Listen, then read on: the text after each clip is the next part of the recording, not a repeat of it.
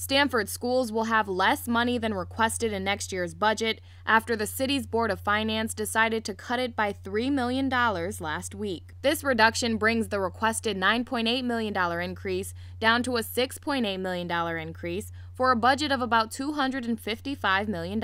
That's significant. It's significant for the things we're trying to do and our enrollment gains, the work we're trying to do. We've made great advances on achievement. They suggested cutting exactly 6.7 middle school teachers. They suggested cutting from our substitute line. They suggested cutting teachers and para vacancies and from our budget and salary account in those areas. Hamilton says the cut leaves her with tough decisions. I'm very proud to say that I've never cut a teacher in 11 years.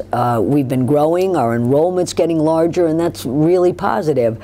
But I'm not going to have that luxury this year. That $3 million is going to be a reduction in staff. And this could result in an increase in class size. When you think about one teacher in a classroom of first graders or second graders with 23 or 24 students, how many minutes does she get to spend with each one of those children? How much one-on-one attention can she give?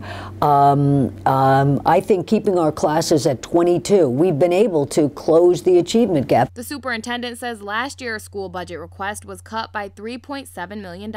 And despite a growth in enrollment in Stamford schools, Hamilton says the school budget has used a smaller fraction of the city's revenue over the years. We've gone from having 56% of the city budget go to education and go to operating of our schools to 52% this year. So we're not, even given the enrollment and the increase, we're not continuing to try to be exorbitant in our request of taking more of the city budget. So, you know, we've tried to be very fiscally responsible. Hamilton presented a reworked budget to the Board of Representatives Thursday night. Fiscal Committee Chair Jay Fountain said in a phone interview he doesn't see any inclination to cut the budget further. "We feel very sorry for the cuts they already have," he said. The budget will be reviewed by the board's Fiscal Committee Monday before being voted on by the entire board on May 4th. Reporting in Stamford, I'm Samantha McKelvey for It's Relevant News.